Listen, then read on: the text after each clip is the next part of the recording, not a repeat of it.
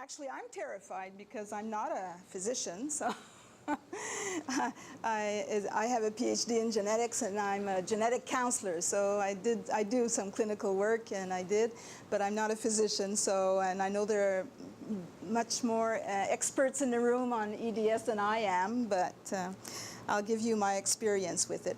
I'll be doing this with the participation of Sarah Jill Rush, who's a 19-year-old who has Ehlers-Danlos syndrome and lives in Vancouver, and she's a fine art photographer.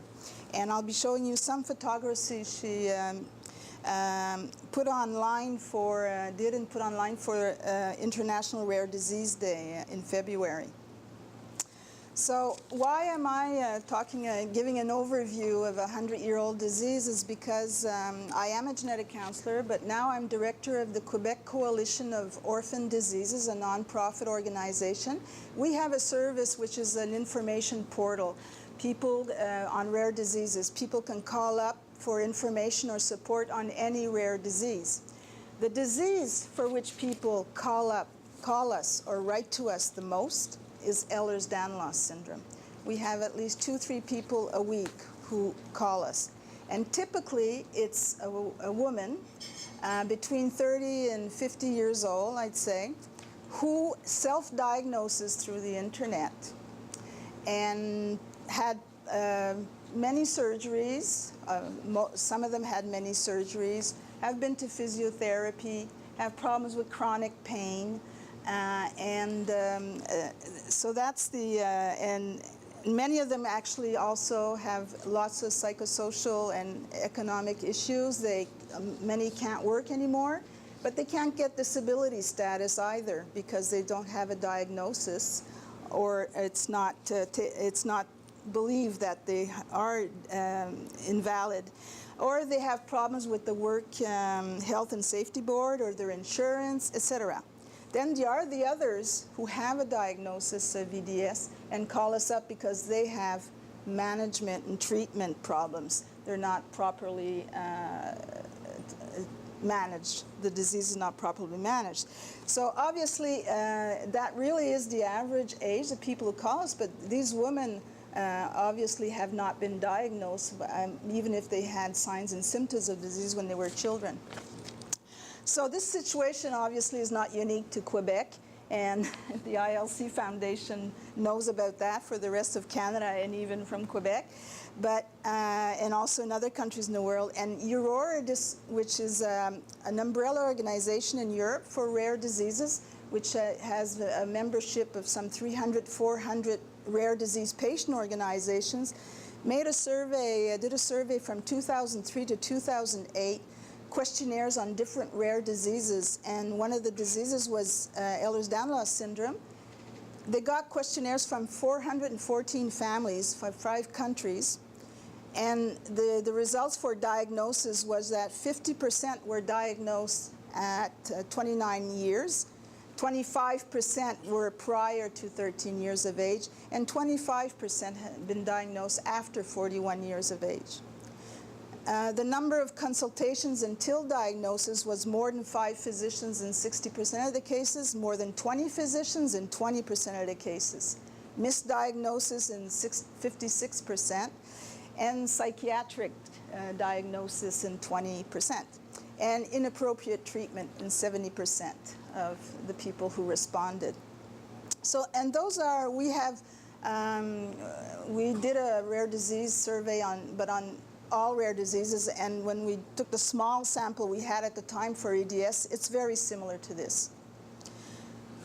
So this is how Sarah Jill depicts this diagnostic odyssey, falling through the cracks or having difficulty getting proper treatment. And I heard that in your video several times. It's all in your head. So she depicts it like this. This is her actual scan. And so she says it's normal, so it's not in her head, the EDS. So why are we in a situation where we have a 100-year-old disease, but we're still in this situation in 2013? It's a rare disease, but it's not the rarest of disease, and now we even think that it's probably much more frequent than we estimated.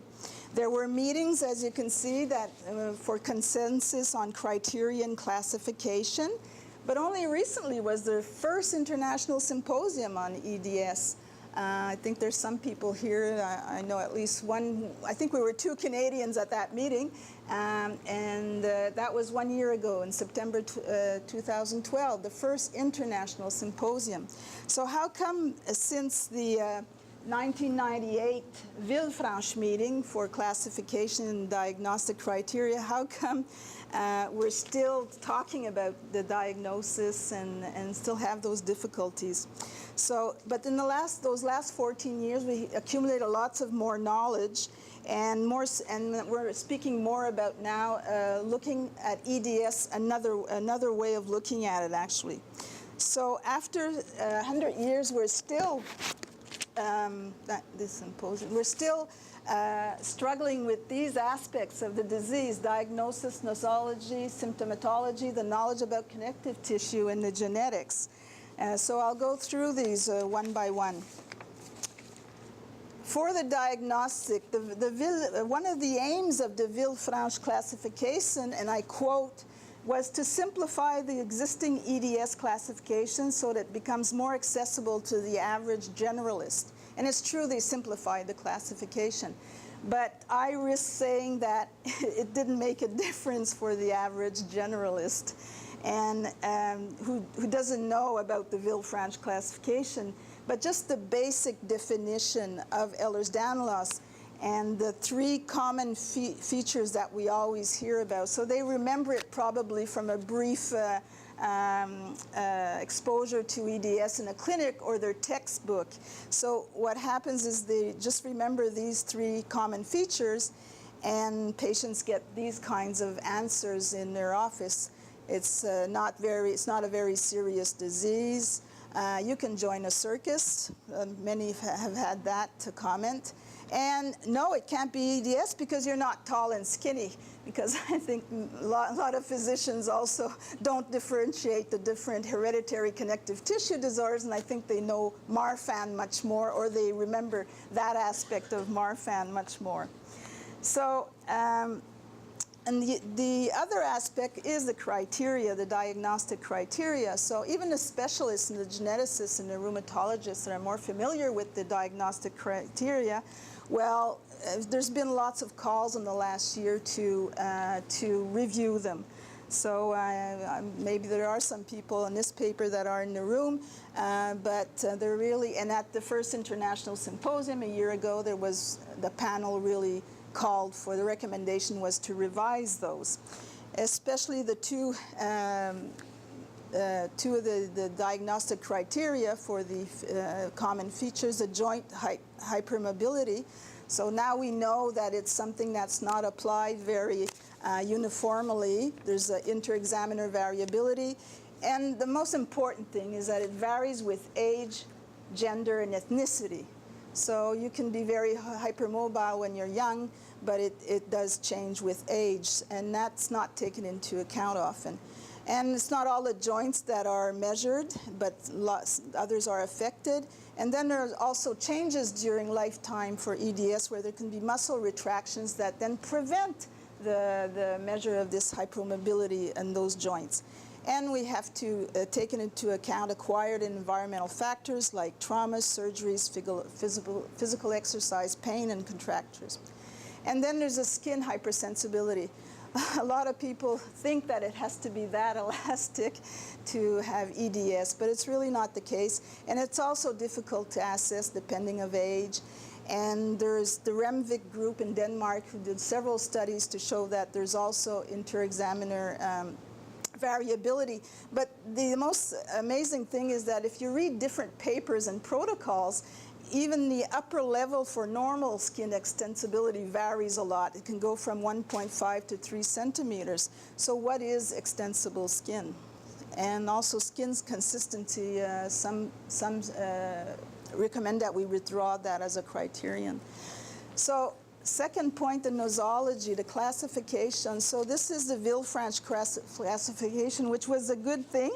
because it reduced from 11 subtypes to 6 subtypes. So that's simplified life for physicians diagnosing EDS. But maybe this desire to classify and categorize has its advantages, but it can also have its pitfalls. So, and if you notice here that between classical and hypermobile type, there's so many, most of the most common features are overlapped, so it's very difficult. And now what we know about the hypermobile type is that there's so many more signs and symptoms that even those that are described in the minor criteria in the classical can overlap. So now many think that also classical and hypermobile could be one and the same thing. And also I pointed out here the arthrochalasia, which is also autosomal dominant and also has some features very similar, which could make it difficult to differentiate. And the other important thing is the concept of benign joint hypermobility or familial joint hypermobility syndrome. That was removed from the classification in 1988. It was considered a subtype of EDS. And now we're coming back to that concept. It was removed, and there was specific criteria that were established in 1998. But when you look at those criteria for joint hypermobility syndrome, well, the Baton score is a bit lower, but we still have the same problems with evaluating the Baton score. And there's pain and also other features which are similar also to the classical and the hypermobile type. So now there are many physicians and researchers who also integrate both EDS and joint hypermobility syndrome into one syndrome, which can simplify things. So the third aspect is the symptomatology.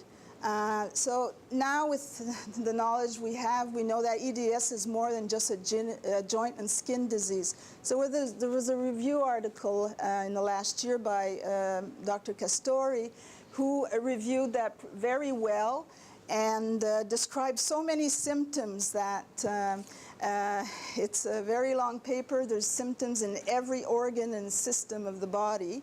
And there were 3 abstracts at the international meeting. And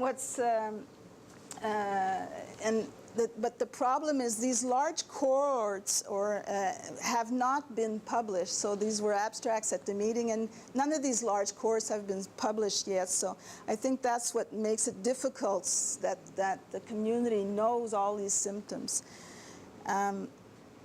And actually, Dr. Tinkle at the international meeting couldn't finish describing all these symptoms in his 30-minute talk, and I won't certainly do it. Somebody's going to attempt, I think, soon.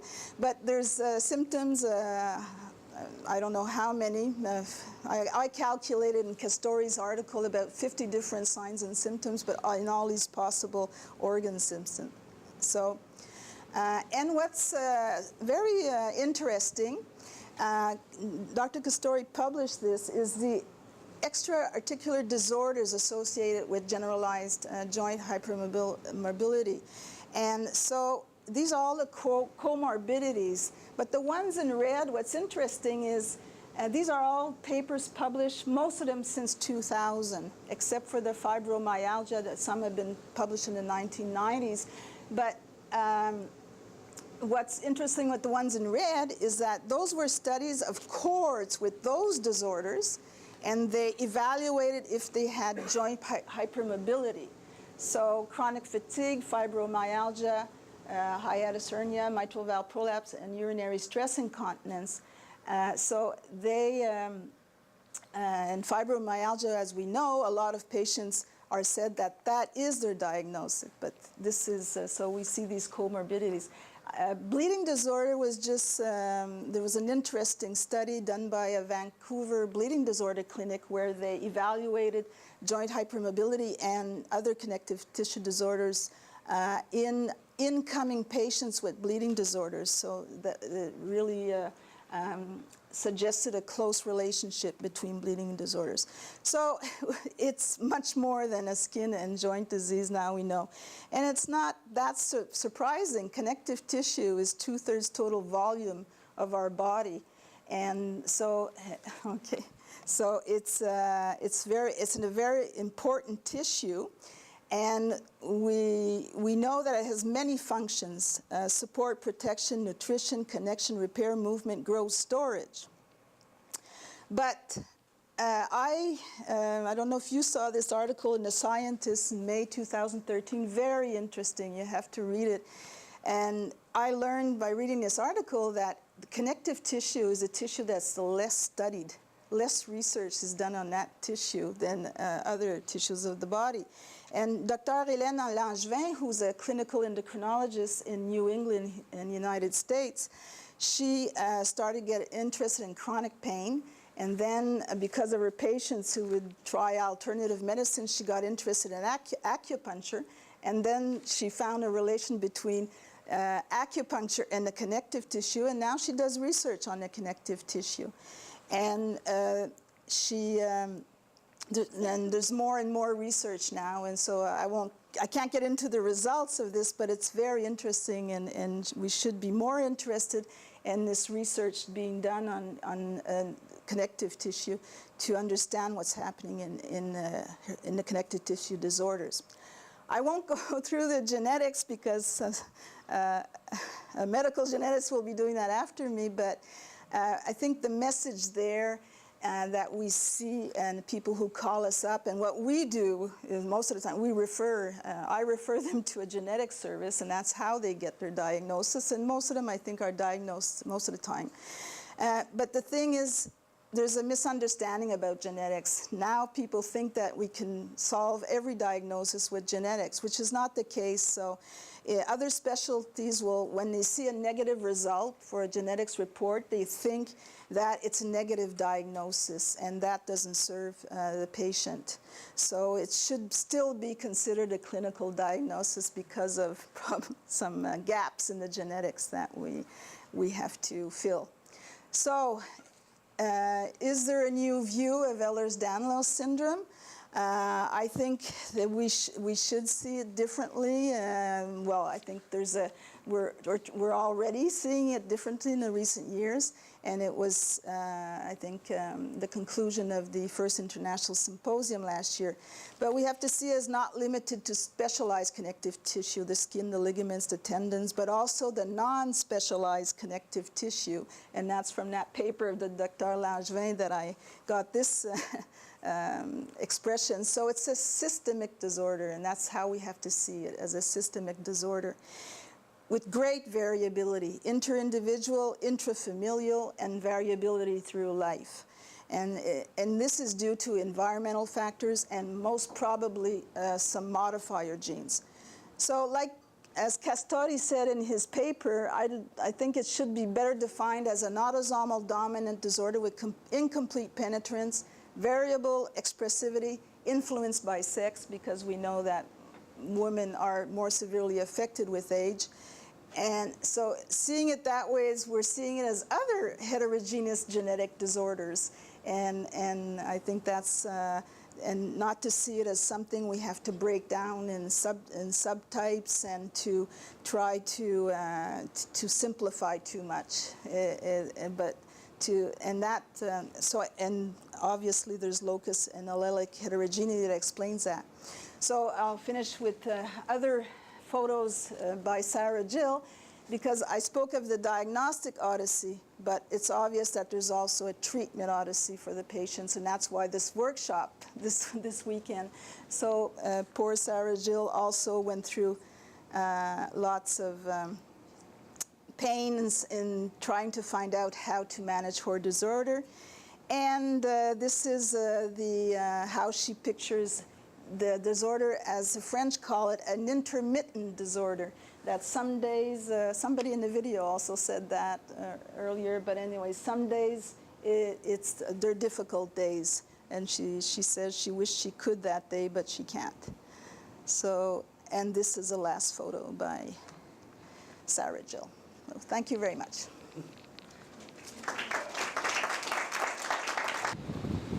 I actually have a question about the orphan diseases. So how is that able to manifest itself? What does it do?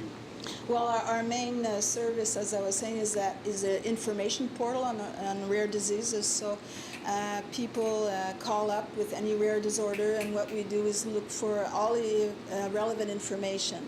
So it's information, professionals, official information. It could be about, we refer them to patient organizations that exist if there are, but it could be research projects, clinical assays, any orphan drug that's in development, and we help them out also to get into research projects or clinical essays, trials sometimes, and then there's a support. We're a new organization also. We can't offer very much, but what we do is refer them in the medical health system or to community organizations for support. And there is also a chronic pain organization in Quebec, but now we know the Canadian one, so they're on our resource list, and so that's what we do. And the other aspect is trying to get organized for rare diseases. Canada is the only country that does not have a national plan or is not building a national plan for rare diseases. So. Thank you. Any other comments or questions for Dr. Ouellette? Yes. Do you have any explanation of why it's female predominant? Is there any explanations? The factors that contribute would be hormonal factors. It seems that often going through puberty, childbirth, pregnancy, and menopause, each of those phases bring some changes in the disease, and lots of those signs and symptoms that are all kinds of symptoms that appear with age. The other thing is when we say that joint mobility varies with age, gender, and ethnicity. Well, it's usually more mobile in women actually than men. Yeah, so that's another factor. But if somebody else has answers. Because you see that even pre-pubertal and postmenopausal, right? So if you take all the hormone thing out of the equation, you still see that more often. Just repeat the If question. you take the hormonal factor Yeah. out of the equation in terms of puberty, the menstrual cycles and pregnancy, Yeah. etc., you still see more females affected. Pre-pubertal girls and Yeah. postmenopausal women. Yeah, right? yeah, So- probably because of the joint mobility, which is there's more hypermobility, and also another hypothesis I saw is about pain threshold, and yeah, so and maybe there's differences in connective tissue that we don't know because we don't research it.